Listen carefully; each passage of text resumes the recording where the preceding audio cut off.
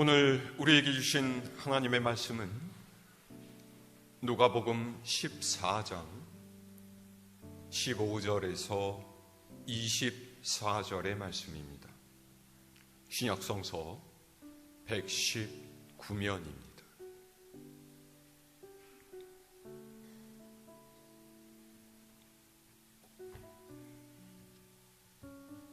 봉독하겠습니다.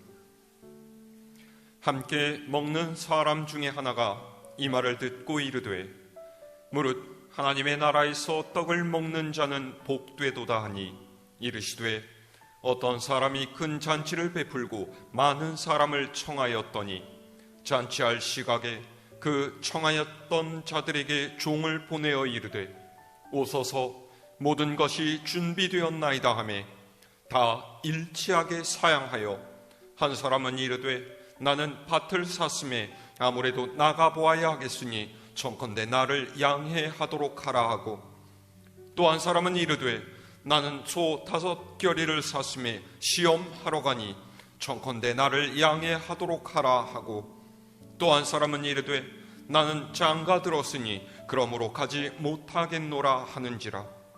종이 돌아와 주인에게 그대로 고하니 이에 집주인이 노하여 그 종에게 이르되 빨리 시내의 거리와 골목으로 나가서 가난한 자들과 몸 불편한 자들과 맹인들과 저는 자들을 데려오라 하니라. 종이 이르되 주인이여 명하신 대로 하였으되 아직도 자리가 있나이다. 주인이 종에게 이르되 길과 산울다리가로 나가서 사람을 강권하여 데려다가 내 집을 채우라. 내가 너희에게 말하노니 전에 청하였던 그 사람들은 하나도 내 잔치를 맛보지 못하리라 하였다 하시니라. 아멘. 여러분, 우리 교회가 어떤 교회라고 생각하십니까? 누군가 여러분에게 지금 다니는 교회 어떤 곳입니까? 라고 묻는다면은 여러분 어떻게 우리 교회를 소개하시겠어요? 장로님들이 찬양 잘하는 교회? 어떤 분은 우리 교회는 참 평안한 교회입니다 하시는 분도 있을 것 같고요. 우리 교회는 사랑이 넘치는 교회입니다 하시는 분도 있을 것입니다. 우리 교회는 말씀 읽고 기도하기에 힘쓰는 교회입니다. 그렇게 말씀하시는 분도 있겠죠. 무엇에 중점을 두어서 이야기하든지 내가 다니는 이 교회가 좋은 교회라고 하는 뜻이 여러분들 대답에 담겨 있으리라 생각이 들어집니다. 그러면 좋은 교회란 어떤 교회일까요? 아마도 보는 관점에 따라서 100이면 100 다 다른 대답이 나올 것 같은데 저는 하나님의 마음을 아는 이들이 모인 곳이 좋은 교회다 이런 생각이 듭니다. 10월 한 달 동안에 저는 하나님의 마음을 아는 것에 대해서 여러분들께 설교해 왔습니다. 우리를 향하신 하나님의 마음을 단 하나의 단어로 설명하라고 한다라면 그것은 사랑입니다. 집을 떠나서 제멋대로 살다가 거지가 되어 돌아온 방탕한 아들을 반갑게 맞아들이면서 그를 다시 아들로 삼는 아버지의 마음이 사랑이죠. 말을 듣지 않는 요나를 붙들어다가 이스라엘의 원수인 아수르 니느웨 사람들에게 회개의 메시지를 전하게 하시고 예고된 심판을 거두시는 하나님의 마음이 사랑입니다. 종들에게 재산을 나누어 주고 그들이 맡은 바 소임을 잘 했을까, 얼마나 충성했을까를 애타는 마음으로 기대하고 살피는 주인의 이 마음이 바로 사랑이에요. 좋은 교회는 이런 하나님의 마음을 알고 하나님의 뜻에 합당하게 행하는 사람들의 모임입니다. 사람이 많고 재정이 풍성하고 의리의리한 4층, 5층 큰 예배당을 가지고 있다라고 해서 좋은 교회가 아니다, 이런 말입니다. 오늘 말씀은 우리가 익히 잘 아는 천국 잔치의 비유입니다. 예수님께서 한 바리새인의 집에 들어가셔서 율법학자 그리고 바리새인들과 함께 식사를 나누실 때 한 사람이 예수님께 떠보듯이 말을 건넸어요. 오늘 15절의 표현을 빌리면 하나님의 나라에서 떡을 먹을 수 있는 사람은 얼마나 복된 사람이겠습니까? 이런 말이었죠. 여러분, 이 말을 한 사람이 바리새인 중 한 사람이었다라는 것을 주목할 필요가 있습니다. 왜 이 사람이 이런 말을 했겠습니까? 오늘 말씀 위로 올라가 보면은요, 예수님께서 식사 자리에서 상석을 차지하려고 하는 이들을 보시고 높은 자리에 앉으려고 하지 말고 낮은 자리에 앉아라. 스스로 높이려 하는 이는 낮아지게 되고 자신을 낮추는 이는 높아지게 될 것이다 말씀하신 후에 이 식사 자리를 주최한 사람에게 네가 누구를 청해서 식사를 베풀려거든 네 벗이나 형제나 친척 부유한 자들을 부르지 말고 가난한 자들과 몸 불편한 자들, 장애인들을 청해라. 그러면 그들이 네게 갚을 것이 없기 때문에 나중에 의인들이 부활할 때 하나님께서 네게 갚아주실 것이다 말씀하셨어요. 그러니까 이 바리새인이 예수님께 하나님의 나라에서 떡을 먹는 사람은 얼마나 복 있는 사람입니까? 라고 말한 것은요, 바로 자신들이 그런 하나님의 보상을 받을 만한 사람들이다 라는 거예요. 그렇지 않습니까? 우리는 아브라함의 후손입니다. 우리는 하나님을 모르고 사는 저 무도한 이방인들 같은 사람들이 아니에요. 우리는 하나님의 말씀을 지켜 살고 모세의 율법대로 행하면서 의로운 일을 행하고 있으니 우리야말로 천국에 들어가서 하나님의 상급을 받을 사람들 아니겠습니까? 이런 뜻이었다라는 거죠. 이 말을 듣고서 예수님께서 오늘 우리가 읽은 천국 잔치의 비유를 말씀하셨어요. 우리 이야기를 너무 잘 알고 있지 않습니까? 어떤 사람이 큰 잔치를 베풀고 많은 사람에게 초청장을 보냈습니다. 그런데 잔치가 시작될 때가 되어서 종들을 보내서 잔치에 오기를 청했더니 별의별 핑계를 다 대면서 오지 않더라는 거예요. 나는 밭을 샀으니 그것을 둘러보러 가야 되겠다. 소 5마리를 샀는데 그걸 지금 시험해 보아야겠다. 장가 들었기 때문에 아내를 두고서는 혼자 가지 못하겠다. 그런 거죠. 종들이 돌아와서 이 손님들의 반응을 주인에게 전했더니 주인이 극대노를 했습니다. 그리고 종들에게 시내와 거리 골목으로 가서 가난한 자들, 몸 불편한 이들과 맹인들, 다리 저는 사람들을 데려오라고 했죠. 종들이 주인의 명령을 따랐지만은 잔치자리는 다 채워지지가 않았습니다. 주인님, 말씀대로 했지만은 아직도 자리가 많이 남았습니다. 종들의 말에 주인은 길과 산 울타리가, 그러니까 도시 아주 변두리까지 나가서라도 사람을 강권해서 내 집을 채우라 명령을 해요.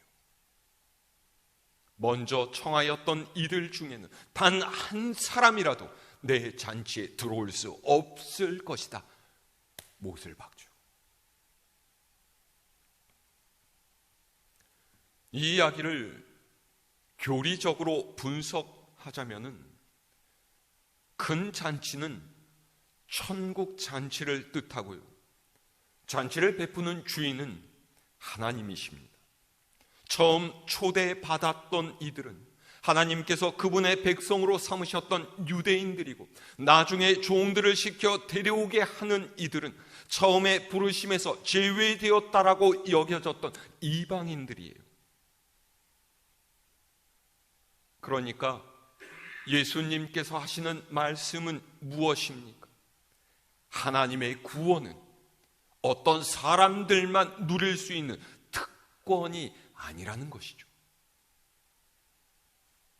보십시오. 처음 주인이 초청한 이들은요, 나름대로 인생의 즐거움을 누리며 사는 사람들이었어요. 그들은 밭을 사고 소를 사서 자신의 소유물을 점점 늘려가고 아내와 함께 행복한 시간을 보냅니다. 아니, 이게 나쁜 일이에요? 그렇지 않습니다.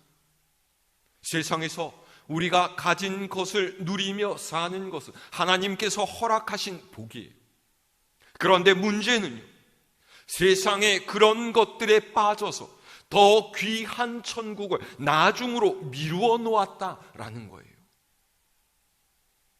지금 내가 누리는 세상의 행복이 내 영혼의 구원보다, 천국에서 누리게 될 영원한 생명보다 더 중요하고 더 시급한 것이라고 여긴 것이죠.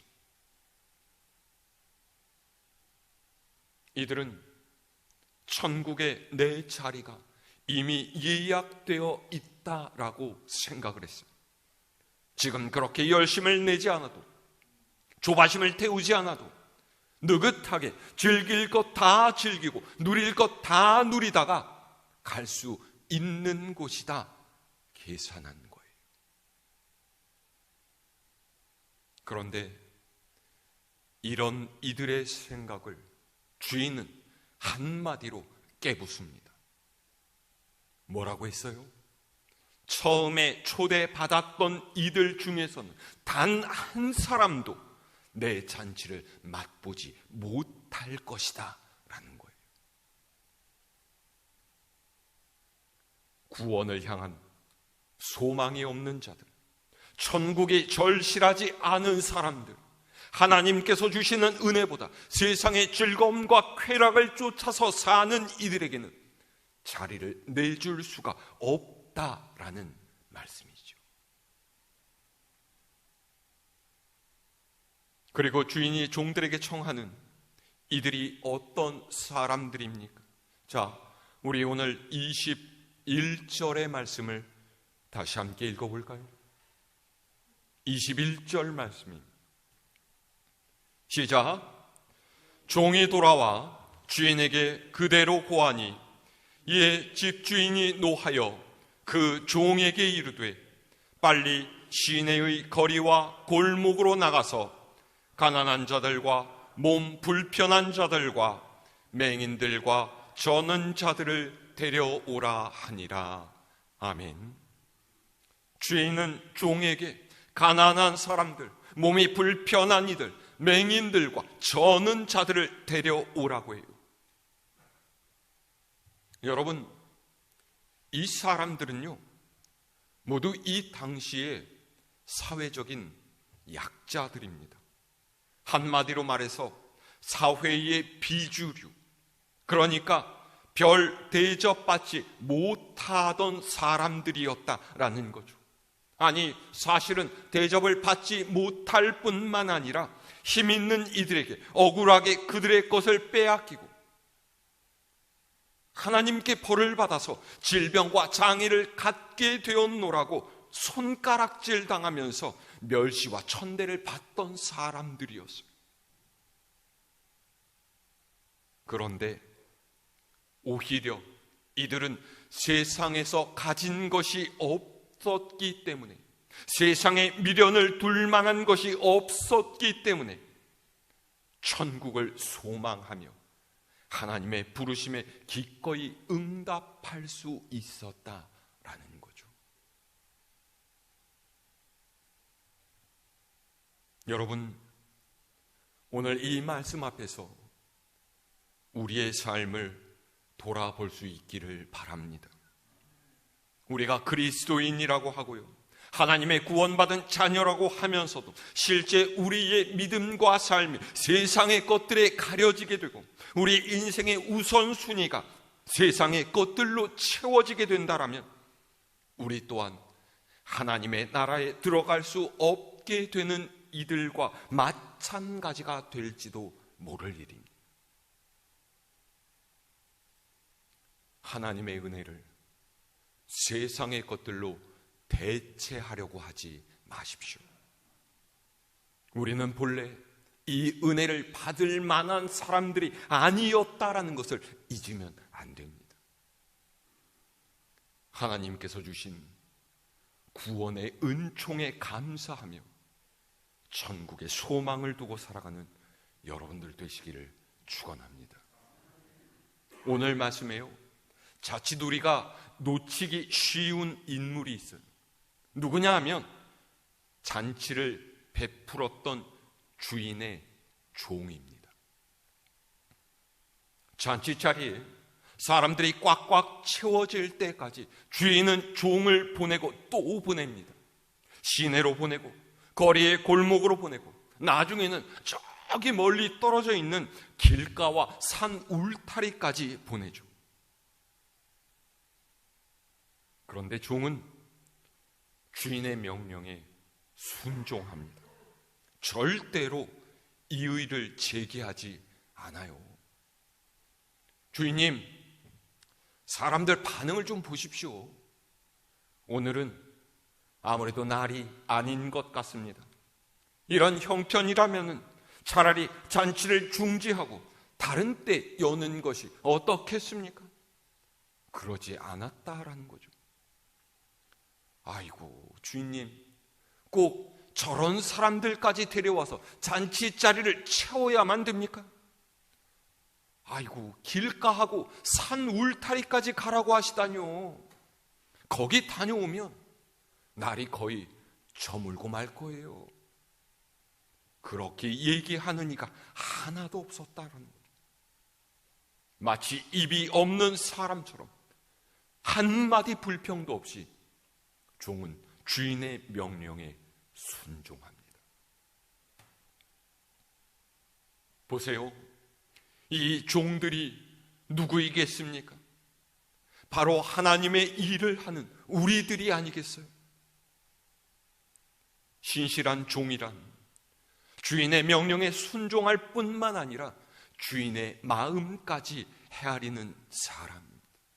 주인의 권위 때문에 마지못해서 명령에 따르는 것이 아니라 이 잔치자리를 최대한 많은 이들로 채우기 원하는 주인의 안타까운 심정을 알기 때문에 군소리 없이 주인의 뜻을 따라서 나가고 또 나가는 거예요. 23절 말씀 보세요. 뭐라고 돼 있어요? 함께 읽어볼까요? 23절 말씀입니다. 시작.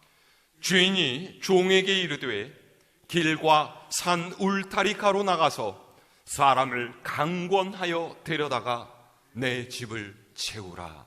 아멘.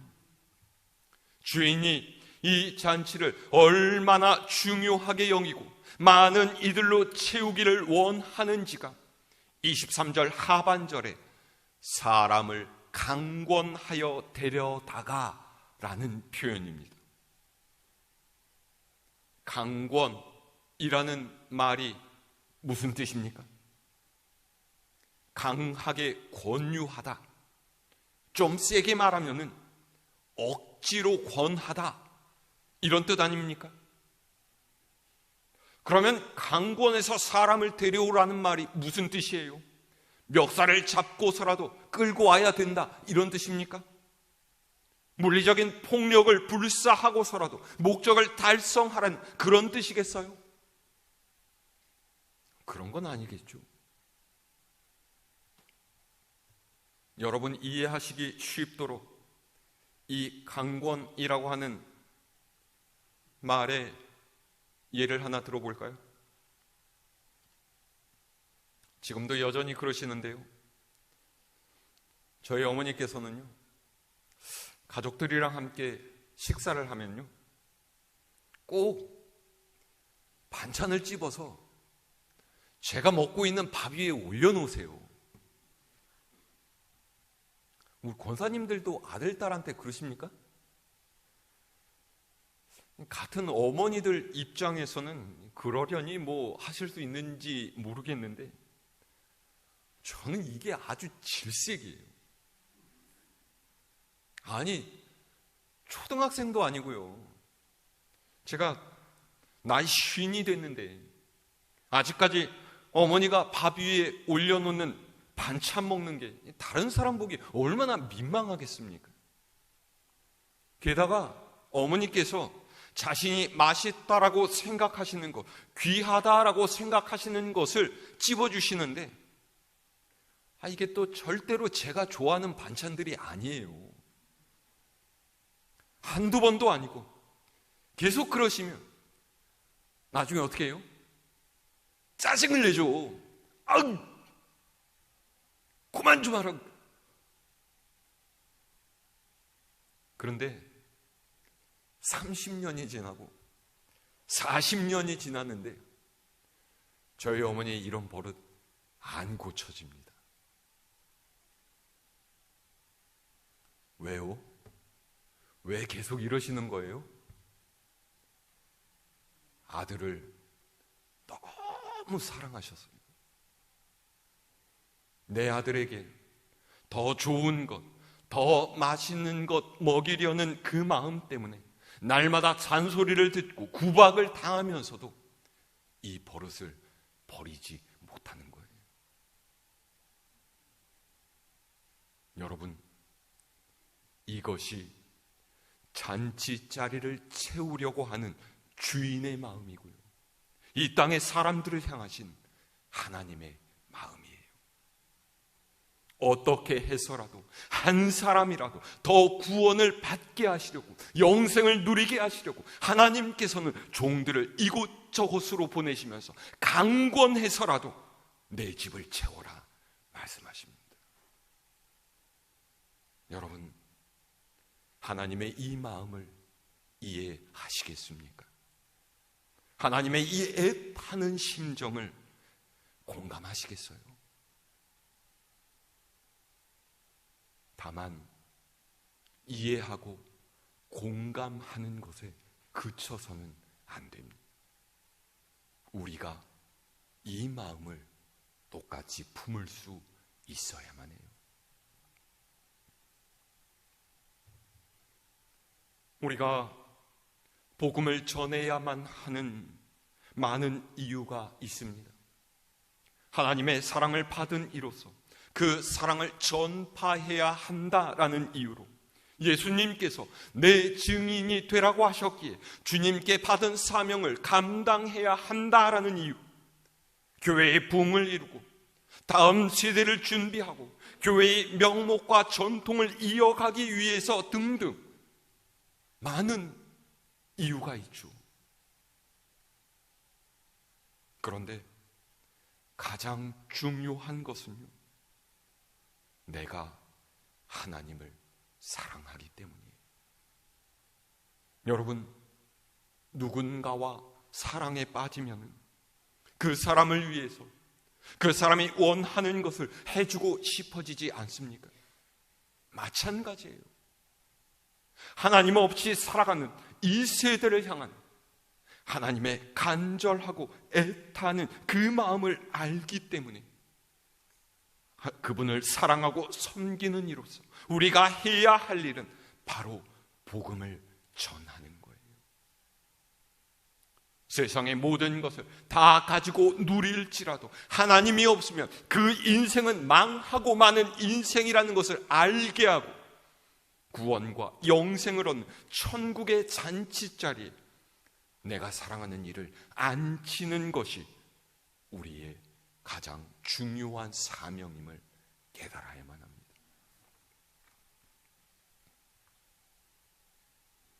믿음을 삶으로 실천한다라는 것은 아주 단순하게 말씀에 순종한다라는 거예요.